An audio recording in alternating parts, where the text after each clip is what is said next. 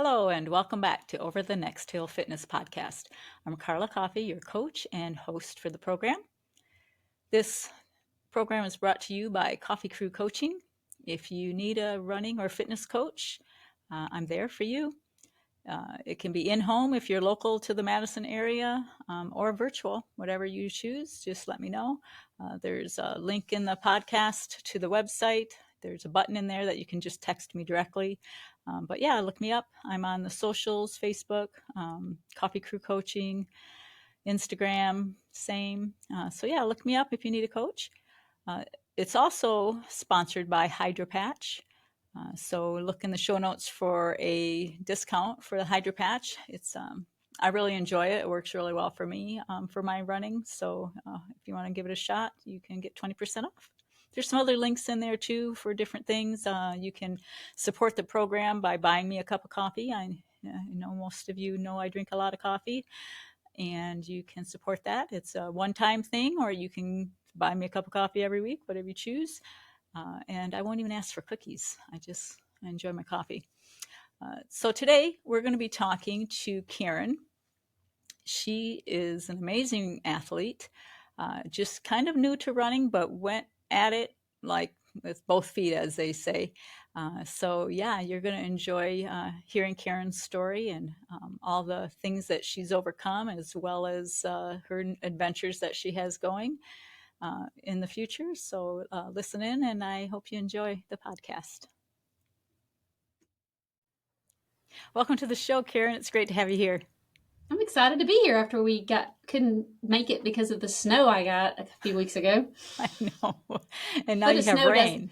Yeah, a foot of snow doesn't happen here often. And then this week it's 6 inches of rain. So Arkansas is always an adventure. Wow. Yeah, it could have been 6 more inches of snow. So I guess you got that going for you. I'll take the mud. There you go. So let's talk running. How long have you been running? I ran in high school against my will because I played basketball, and the coach thought if you play basketball, you need to run cross country. So we ran then, but actually I've been running 12 years, I think now. Kind of started as kind of stress relief and running and working myself up to, where I got to that first 3 mile. And at the time I was a 7th, 8th grade science teacher. And so my kids started setting goals for me. And the first goal they set for me was 1,000 miles in a year. And so they counted it down on the board. So every Monday, they were my accountability. Every Monday they would say, how many miles did you run this weekend? Or they would say, can we change your miles? Did you do any? And they're like, you didn't run very much this weekend or this week, and would just call me out. And the last week, I had to finish early because school would get out. So it challenged me to be done mid-December. And then the school let me take all the kids that wanted to, and we went out and they ran the last mile with me, and we did like a group picture and we hung it on the wall. And so I did that for a few years with them. And then I kind of made the mistake of letting my youngest pick my goal, and he upped it to like 1,200. And I said, well, you're never doing this again. And so literally just for like about 10 years or so, I did not do anything but just run for myself and to see what I could do, just getting the miles in around town. The funny story, one time in the heat of the summer, the police officer pulled up next to me in our little town and was like, okay, it's really hot and I'm feeling really bad being in the air conditioning. Can I not please drive you somewhere and drop you off? And I was like, no, I'm good. And so then this November of 2023, I ran the first race I had ran in 10 years. I've ran one 5K in my life and one half marathon when I turned 40. And then I did not run a race again until November of 2023. Wow. I just ran like 1,000 miles a year, at least. Wow. And now I'm addicted to running ultras. Yeah. Ultras now. Okay. Yeah. So what was the race you ran in 2023? In 2023, I ran the White River Half Marathon. And so that was a friend who invited me.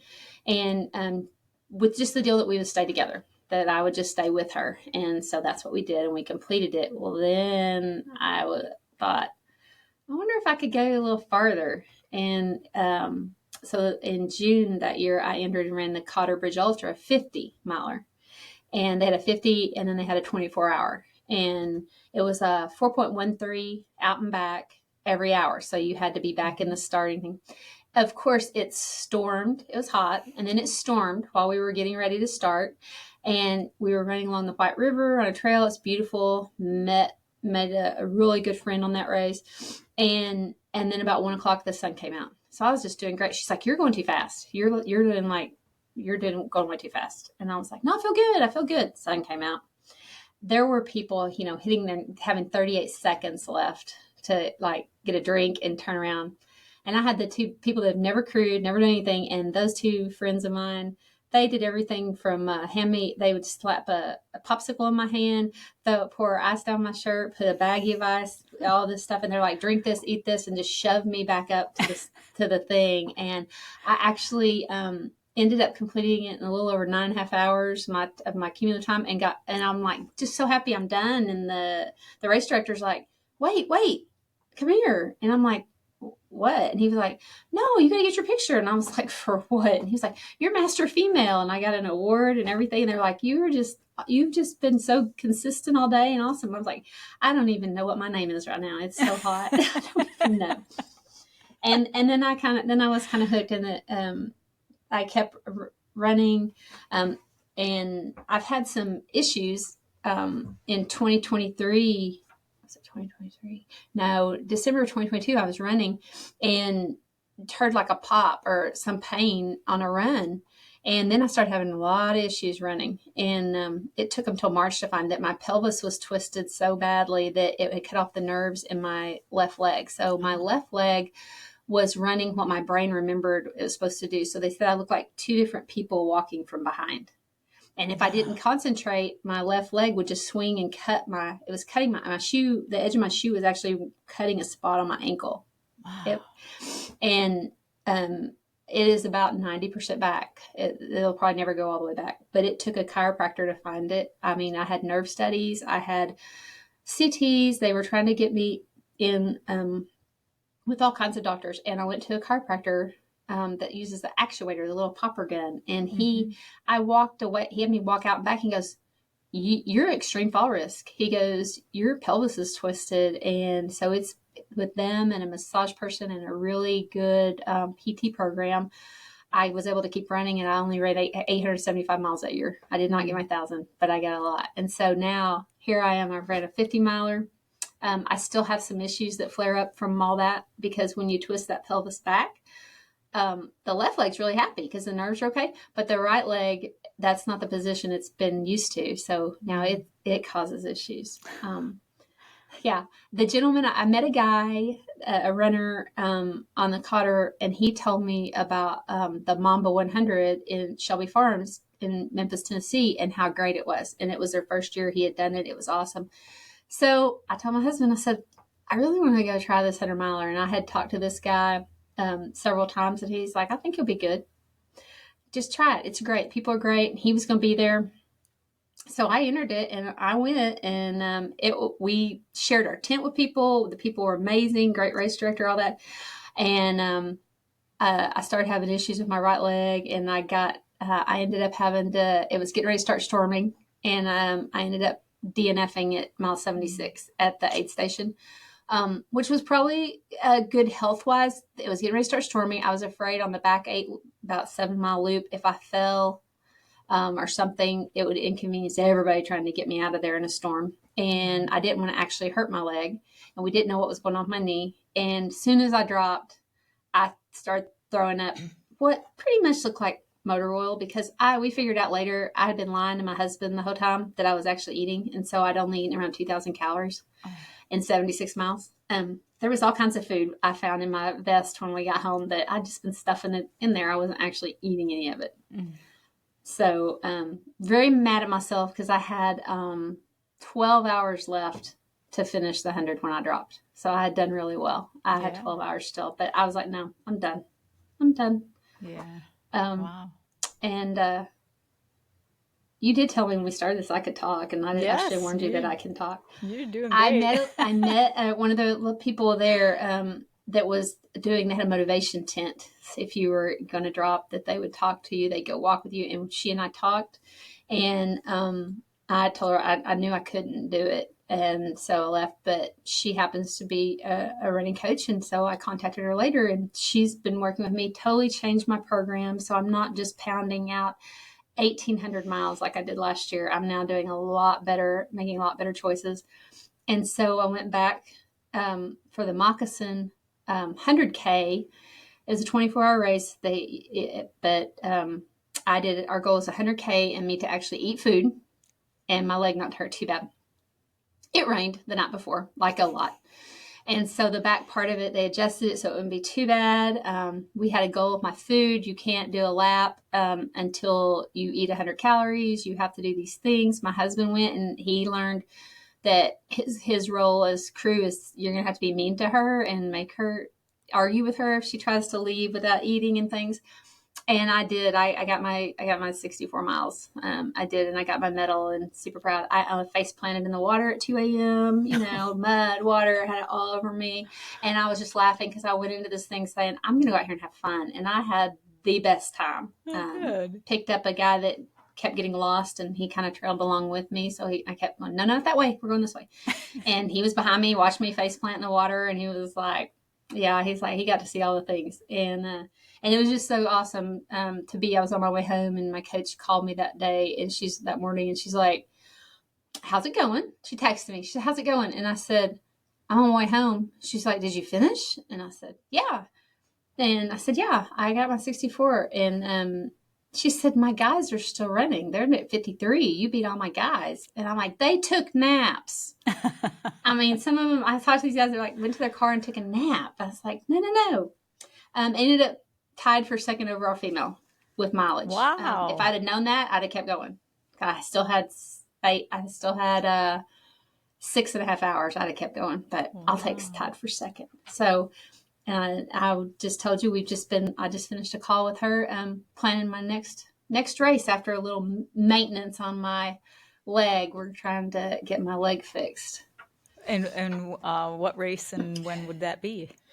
I'm going to do the Frisco Railway in Springfield, Missouri. It's only 3.5 hours from me. It'll be pretty flat.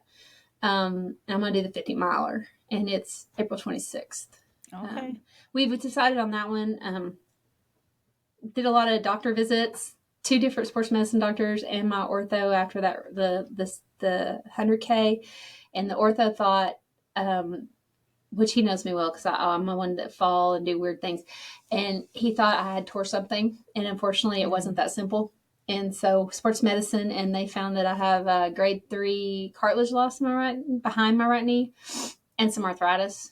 So I went for a second opinion, just get it checked out by somebody else that was recommended. And they saw the same thing. And they said, well, you need to quit running long distances. I'm like, what else you got? Because not doing that. And they said, well, you can manage this. You're going to have to figure out what distances you can do before it starts bothering you and some things like that. And then I've decided to do, excuse me, a PRP shot. So got 2 weeks. They're going to do that. They'll take my blood and spin it, and they inject the platelets back in. And sometimes for people, it really stimulates that cartilage to regenerate and helps a lot with osteoarthritis and things like that. Some people, he said, as much as 5 years. If that doesn't work, you have options of trying things like stem cell. But he's also said I can hike as much as I want. I can do everything as much as I want. It's just the pounding the knee. Well, as well as I do, there's a lot of ultras where you do a lot of hiking versus running. Yeah. So, sure. and you can walk a really fast pace too on some of those. So we're going to be playing with that and figuring it out. So it's going to be 4 weeks. One doctor said I could run right after it. I like this doctor because he's going to make me rest it, no running for 4 weeks, which makes more sense to me. Yeah. So one thing I learned in about the first 7 minutes is to never run a race with you because it seems to always storm. So it's really funny because I love the Shelby Farms and the Mamba and the guys put there, the race director there, James, and it's really funny because it rained at the Mamba, it rained at the Moccasin. They are having a training run for the Viper tomorrow, and it rained. They're just having a training run. So I think I need to quit going to his races, but I have so much fun. But you're right, all of them I've done. I did a death by 5K. I kind of left that. I forgot that one. The first thing I did was a death by 5K. What is that? And if you haven't done that, it's 10 5Ks in 24 hours. So, and I did it in Shelby Farms, March of 24 with some friends. That was their idea. We go and I had the best time. You run however long it takes you to finish. You have And in 2.5 hours, one's starting again. It's however long it takes you to finish. This was the first long challenge I had done. And I walked some with my friend the first lap. And after that, she's like, you can just go. I was like, okay. And I got faster as I went through the night. I met a lady and we started running together and we were just flying. I face planted one time. This is a thing with me. And the only flat, soft spot there was. And probably it's just it's a crazy vibe. There was guys eating pizza going up. One guy was running and he had his cowboy hat on at the start of the race and we meeting all these people. But I think it was our last one. Sun's coming up. It's awesome. It's our last one. My friend and I, this lady and I are running and she's a stride ahead of me. And a deer bursts through the woods and launches itself right in front of us, like 3 feet in front of us. I mean, one more stride and one of us is getting taken out with this deer. And we just go, oh, deer. And we just kept going. And I texted her on my way home, it just hit me. I'm like, that deer almost like smoked us, took us out. We would have been like airlifted out of there because she was going. And so I texted her when I got home and she was, oh my gosh, she goes, I forgot. I didn't even remember that happened. You're right. We almost did because you've been up for 24 hours. You've been doing this crazy stuff. So yeah, there's so many different things like that out there you can do. It was the sleep deprivation and just watching the people. And, now I'm hooked. Now I'm hooked. So the death by 5K, is there like you start a 5K at a certain time? Every 2.5 hours. One starts. 2.5. Wow. There was people walking and things like that. But you get a long time to rest. So I was running, during the night, we were finishing even in the middle of the night in like 29 minutes. And so then you've got 2 hours. So I had a reclining lounge chair. And so I'd go take my shoes and socks off, lay back in the chair, had a blanket because it was March that year. It was cold, flip my feet up and just wait until it was time, maybe have a snack and wait till it was time to put my shoes on and go back and go do it again. Yeah. I do a challenge every year on New Year's Day. It starts at midnight. And it goes, you can do however many you want, 5Ks, and they start on the hour, every hour. So you could do one at midnight and then go to sleep, get up at 9 and do another one, or just do one at a reasonable hour. Same concept, but you only have an hour. So you do kind of have to hustle. You have to get it done. Yeah, you got to get it done. I try to do that every year, but I think this was my second or third year. I just had heard about it. And so I enjoy that. But here in Wisconsin on New Year's Day, it's usually pretty cold. So I'm actually headed to Wisconsin in Valentine's Day. So I'll be my first trip to Wisconsin. So I'm going to experience the winter up there for the weekend. Yeah. Where are you headed? We're flying in Milwaukee. Oh, and my sister lives 2.5 hours from there. So we're going to go coming up for something for them. And it's like, well, going to Wisconsin and check out the cold. I kind of like hot weather. I'd rather sweat. Yeah, it was 40-something today, and it's the end of January. So we'll see what you get in February. It's the weather. We have no snow right now. It's just cold, and normally by now we've got a couple feet of snow. It's probably coming with me. It's probably coming with me. It's going to rain. It's going to rain. It'll rain. If it rains, you're going to be like, I blame Karen. If you have anything planned that weekend, just blame me. It comes with me. Only if you're racing, though, right? As long as you're not coming for a race, we might be okay. So far, I'm not coming for a race. I'm just coming for family, and I can't run, so I won't even be doing a training run. So you might be safe. So what was it like for you to go from just running to running races? Why the change, and how did that affect you, like mentally, I guess? I guess I just kind of wanted to see if I could do it, what I could do. And then I'll be honest, I've been totally blown away that I could do a lot more than I thought. As far as speed wise and things like that, I didn't think I was fast. I just always ran a lot.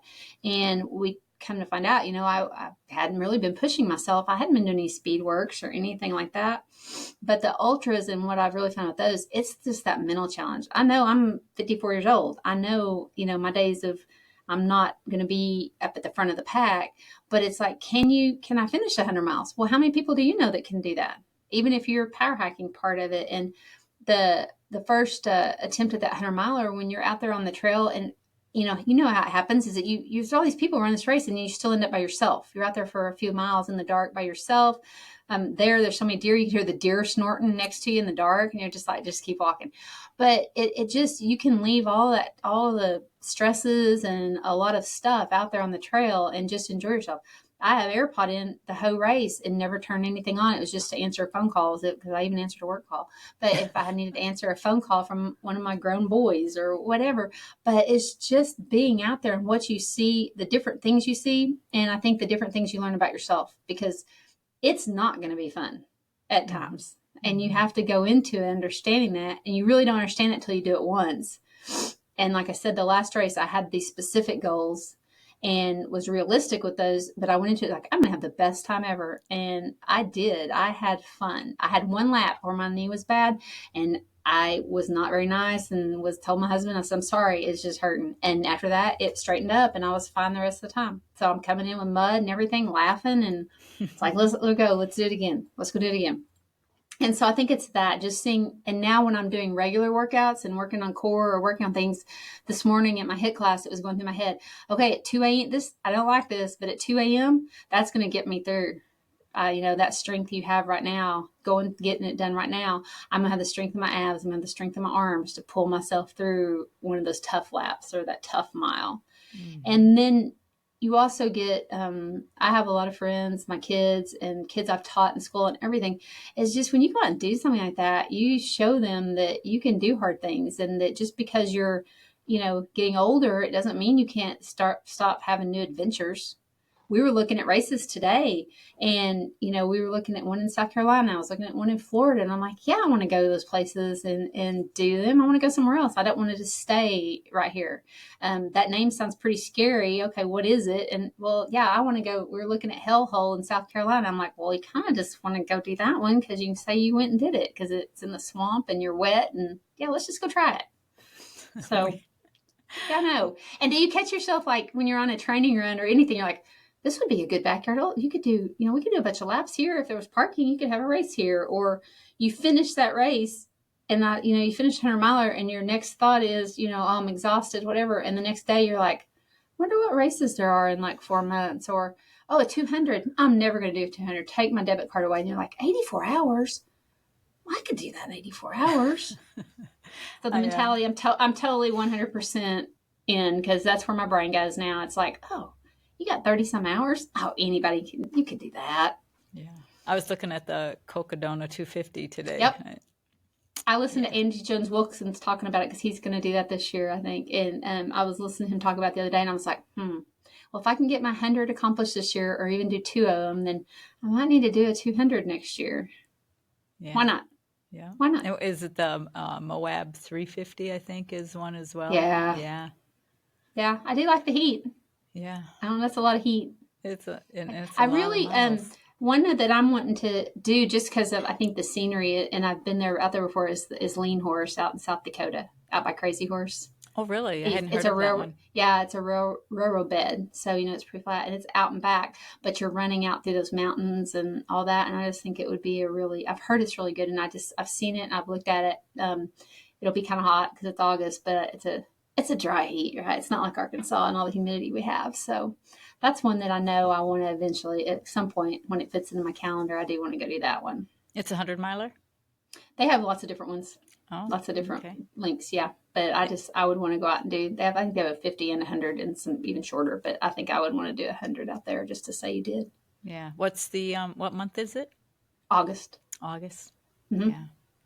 I enjoy the heat, so I'd be golden. It doesn't bother me. I mean, it doesn't. Cold usually does, but I was surprised that I did really well at the December one. It didn't get really cold, but even when I fell in the water, and the other thing is I taped my feet for the first time. I had somebody tape them in November, but I did it myself, and people were complaining about their feet and everything. And my coach was like, "You're a win. You got your mileage. You got your food in, and your feet." I had no blisters. My feet didn't even shrivel, and I mean, we were running through standing water and one creek crossing in mud. I mean, It was on for like a mile and a half or so of the loop, but no, I'm good. So I've now mastered taping my feet, and I will be doing that. And I'm running in I'm trying a sleeve on my right leg that's like infrared, so it takes your own body heat, Hmm. and and uses that to create kind of like infrared stuff. And I've been wearing it for 2-3 weeks now, and I did a training run last weekend with no issues at all. So I'm kind of excited about how it's helping so far. Hmm. You'll have to tell me about that after and send me the I link will, so maybe I can sure will. look into that. Yeah, I mean, you find out stuff from everybody. You know, you're Yeah. always looking for, and I like to try all the things, the holistic things, the everything, because you Hmm. never know what's going to work for you. Yeah. Yeah, I got a lot of gadgets around that I use, Mm-hmm. torture I told my gadgets. husband we're gonna have to get some more. We're building a house, so we're living in a camper. So trying to train and take care of everything in a camper is even more challenging. So I'm gonna get more totes with clippies. These are for the maintenance on the leg. This is for to go to race. This is for this. I've got to get a little bit more organized because I keep accumulating things. So you said at one point that during the one race you weren't eating. What have Yeah. you learned about yourself and like what works and how has that been for you? I think part of it was hard for me because I do, this is year 4 of intermittent fasting. So I eat between 4 p.m. and 10 at night, Hmm. tops. Most of the time, so my body was kind of used to me not eating. And then we started getting up to these higher miles. Well, um, I tried at that race. You know, they had wonderful aid stations, everything you could think of, and I was okay at first. And I had taken, the guy when I did the Cotter, they were telling me, they said, eat what feels comfortable to you. You don't have to do what everybody else does. I can't have caffeine, so that makes me have to be cautious about gels and a lot of things that some people do. And so I had tried eating, a little. I got where I could eat a little bit of grilled cheese, a little bit of maybe a quesadilla. I was eating almonds and like dried cherries, and I had some gel that I tried, and then I tried some fruit. Nope. And then they had boiled potatoes. That was good for a couple laps. When we figured out one 14-mile loop, I ate 6 tater tots. That was it for a 16-mile loop. And I literally had baggy stuff. So we figured out we had a really hard talk because he would say, "Do you need?" And I would take like a couple bites, or I would just wasn't eating, but I was drinking lots of water. But I got where I couldn't even handle my electrolytes, no flavor. Couldn't handle anything flavored. And I literally barely ate for 5 days after the race either. I could not keep food down. Um, Wow. and I'd had a little trouble with that at the 50 miler, so I wasn't surprised. So we had a lot of talk, and so we figured out I try not to eat very much salt most of the time unless I'm running. I don't eat a lot of processed food. I try not to. Chocolate is my big downfall, but I'm not a bread eater really, things like that. So we went into I made that I was going to try really focus on real food, and so ate. I made like homemade pumpkin bread with like applesauce instead of oil and all that, and found that the pumpkin did coat my stomach really well for those first couple laps. And then for this last race, I switched, I did that, and then I went to half a grilled cheese and chicken noodle soups. The chicken noodle soup would stay down, but I can't do candy. The last lap, I was tired. I didn't want any more soup. I ate chips, but I can't do candy. I can't do fruit. Hmm. It just, my stomach sours like immediately. Wow. And since I don't do sodas, I can't have caffeine. I don't do sodas or anything like that. So, I alternated electrolytes and water every time. So I wasn't eating too much of that flavoring. And I'm not a flavored water person. I'm just a Hmm. plain, I've just gotten used to drinking water. Um, and I found when I run long runs, the one thing that'll settle, that I can drink that'll settle my stomach, and I've heard other people do similar things. I don't drink a beer, but I can drink a sip on a part of a can of like a Cayman Jack sugar free margarita, and the fizz and all that. It settles my stomach. I don't know why, but it does. And so we did. I did do that half, on one lap when my stomach was getting a little ick, but I ate enough this time. I probably still need to do better on 100K or 100 miler, but I was really pleased, and I was able to eat the next day. I didn't have the 5 days of no food could go in my stomach. Hmm. It wouldn't have anything. Wow. We kind of eased into it. Wow. That's And I know some people have that issue, but I don't have the issue. I'd rather have that issue than the people that have issues that everything they eat runs right through them. So I that's think true. I'd Yeah. rather have this issue. I don't have that, so Yeah. I'd rather have this one. I can master the food, but controlling that other one is not fun for people I Yeah. know. And it seems to be that some people can eat. I watch those people that just ate everything. They were eating candy and just junk. And I was like, I'm so jealous. Yeah. I can't do it. I got to have real food. That's what we decided. Yeah. Well, and that's the key is learning what works for you because we're all different and there's no right or wrong. You just got to figure out what is right for you and not wrong for you. And Yeah. sometimes it's weird. Your Mm-hmm. stomach is not the same when you're out there as it is, every other day of the week. Mm-hmm. And at Yeah. 2 a.m., you don't even know, your stomach's like, we don't even know who you are. I don't know what we're doing here. And I'm absolutely not having any of that. Mm. Yeah. Yeah. It's funny, isn't it? That it just, and then It tomorrow it's does. fine. Yeah. And the Yeah. next day it's like, okay, I like it. The last 3 weeks on my runs, my 5 or 6 mile runs, I've been eating my usual 4 o'clock meal, which is like a salad, and then going and running my 5 miles, and some of it's speed work. And so, your stomach gets a little icky if you've got food in it. But I'm just trying to teach my stomach, you'll be okay. You can have Mm-hmm. food and then we go run. So I really kind of been pushing that a little bit with my stomach because you can train your stomach to an extent. And Yep. so I've been working on that with mine. It's Yeah. getting there. Yeah. Yeah. Don't give up on it. That's No, yeah. it's getting there. I can do any distance of run after having just eaten, but I Mm-hmm. can't do speed work or like hills. If it's just Yep. an easy run, that's not a problem. But that effort oftentimes will make me sick if I have too much on my stomach. I have to have like, if I eat at, let's say, 6 a.m. and then I'm going to run hard at maybe 8 a.m., then that's fine. But on my easy long run days, I might get up at 7 and hit the road at 7:30 and have eaten a pretty full breakfast in before I go out and it doesn't bother me. But if I'm doing any kind of speed work, nope, it's coming Yeah, up. that speed work, my stomach kind of like, oh, are you seriously, you really thought that was a good idea? And I found I carry the Mentos makes a little tiny, really strong mints, and Mhm. so I carry those with me because they're not big enough that I'll choke on them if I Right. fall. So, and then you stick them in my cheek or whatever. And so I did use some of those throughout the night, because the peppermint Oh yeah. taste does kind of help settle your stomach, and they're easy to Yeah. stick in a little pocket or something. So a little bit of that. I can't chew gum, which a lot of people do, and I can't. I can't chew gum. I'm not allowed to. I have a some people I have TMJ really bad with your Oh. top jaw, Mhm. but I have 16 plates and bolts in my top jaw, so I had to give up caffeine and gum and all the fun things. So Oh, a long that time ago, stinks. but Yeah. But you're getting by, so that's all that matters. oh yeah, having a good time. Just Yeah. I was so excited today to pick a race. It's like, and now Yeah. you're like, okay, well, now I got to plan. Now I got to get ready for that race because I was Yeah. told her, I said we got to pick something because I can't just have it's sitting out there. And I'm going back. I think I'm going to go ahead and register. I'm going back to Mamba in November because I DNF'd at 76. Now, you kind of got to go back and finish it. Yep. Indeed. That's for And then sure. that Yeah. 200 is already starting to work its way in the back of my head for next year that I really need to go do that 200 somewhere next year. Yeah. That sounds Yeah, amazing. Yeah. I like the way you think. I know. I know. That's what she's like. I don't, my coach, she told me that she goes, I don't need encouragement. I'm like, you could go and you could run a shorter distance at, Hellhole. And cause she has a race coming up a few weeks after that. And then I said, then you'd be there to support me. And she goes, you're going to be bad. I was like, yeah, I told you that I'll just have you want to do all the things. Let's Yeah. just do all of it. Yeah. See what Do we it can all. do. I Yep. know. Yeah. Just keep going. Yeah. I know. So what would we do if we sat down? I mean, I just can't. I'm standing up now. I've been standing all day at my desk. I have a stand up desk. I don't sit down. Everybody's Wow. used to it.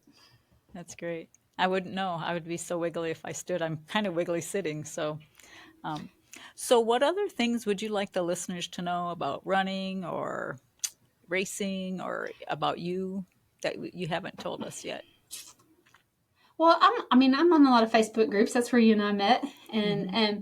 you see a lot of people saying basically they don't know how to start and things like that. And I can remember starting, but you can't start thinking you're going to go do the 12 or 14, but just the starting point. And even I still remember what it felt like to run 3 miles without stopping.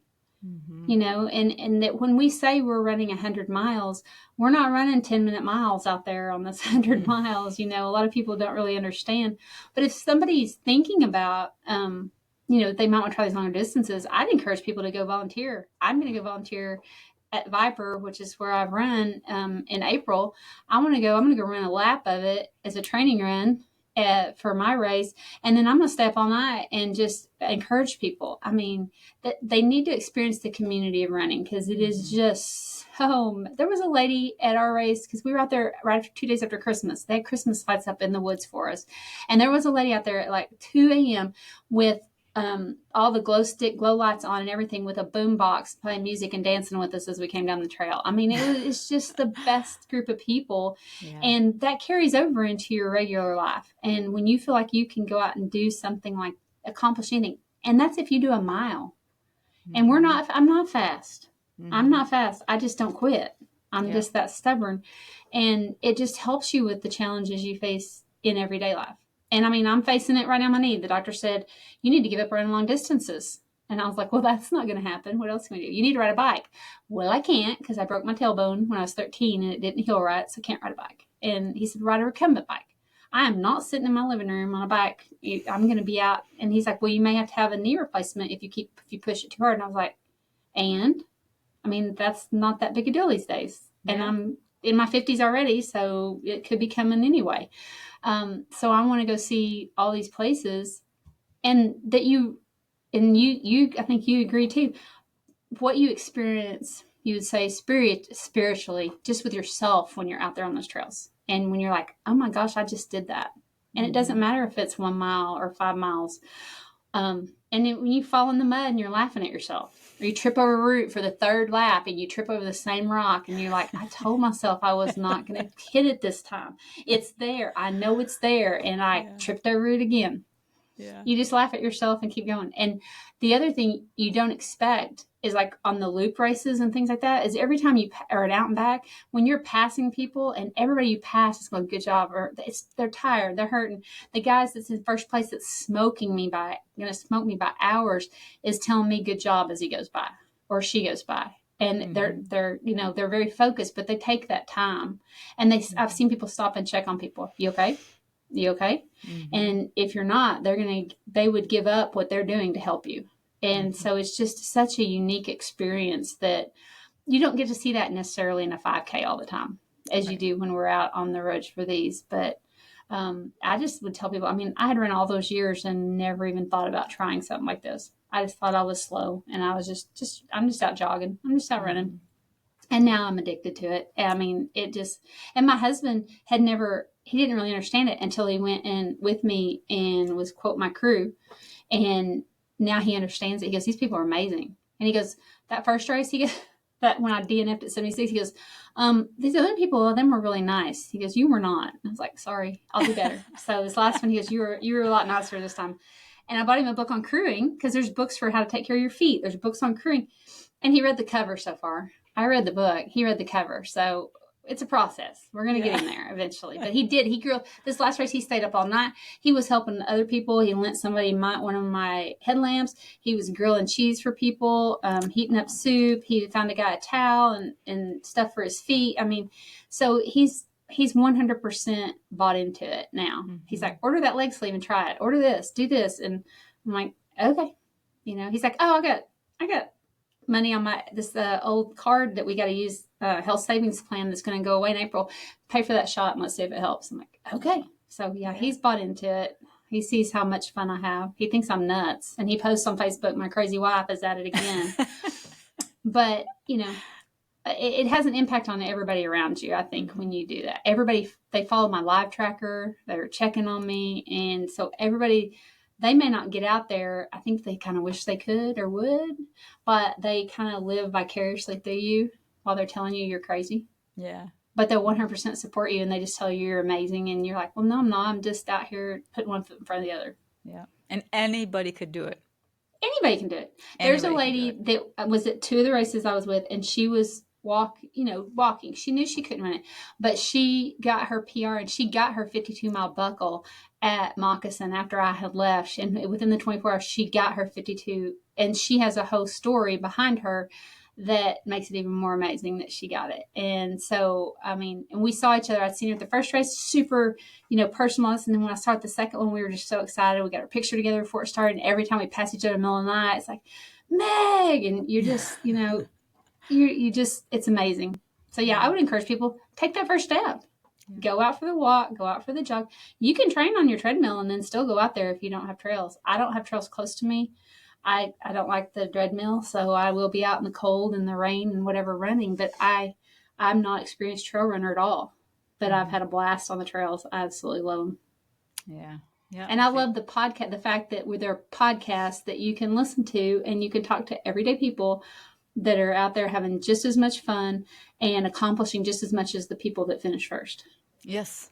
Yeah. Because we're accomplishing our goals. I'm realistic about my goals, kind of, but we're accomplishing them. Yeah, absolutely, for sure. All right. Any last words that you'd like the people to know other than what you said? Any last little things? Well, I can't think of anything. I mean, there's just so much because I'm just, just that they need to get out and try it. And if they listen to enough podcasts, they won't be able to resist because That's the podcast just, and if you listen to some of the podcasts and they talk about the different races, you're like, oh my gosh, I just want to go see that race. I just want to go do that one. But on these podcasts, you hear from us people that are in the back of the pack or might be in the middle of the pack. And we're just everyday regular people. We don't have all the expensive things. Another thing I really will say that I like about the ultras is half of us show up looking homeless in what we're running in because I'm putting on the most comfortable thing. And after you fall in the mud or you get sweaty or you get rained on, you're just putting on dry. You don't care if it matches. My husband, I texted him that I needed a dry shirt and stuff in my 100-miler. And when I get there, he doesn't have it ready. And I'm like, did you get me straight? So I didn't know which one you'd want. I'm like, I don't care. Yeah. I don't care. And he watched a guy cut the toes out of his shoes, and then he finally gets it. These people don't care. Just throw something. They're going to show up. They're just going to go out there, and we're just whatever. So you don't have to spend money. Yeah. The only money you have to spend is on good shoes for your feet. Yeah. Entry fees. That's what you got to do. Well, yeah, we try not to think of those. Yeah. We don't think of those. Yeah, we don't think about those. Try not to think of those. I have side hustles to pay for those. Yeah. I think most of us do, for sure. I know, you have to, because I'm sitting here today, we're going to do that one, and, and then, too, that when you go to these longer ones, you can have a pacer if you want at some of the races, too, so there's that. If you don't make a friend, you could have a pacer. Yeah, for sure. Well, all right, Karen, I really appreciate you coming on. It's been really fun hearing your story, and we'll look forward to hearing great things about your PRP. Yeah. Fingers crossed if that PRP works. Crossed. Yeah. All right. Well, thanks for having me. Mm-hmm. Have a great night. You too. Thanks. Bye. Bye-bye.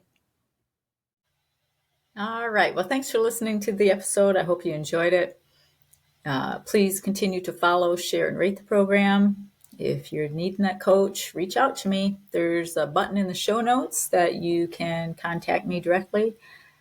Share it with a friend if you think their story needs to be on the podcast. I'd love to hear from them. So thanks again and have a great day.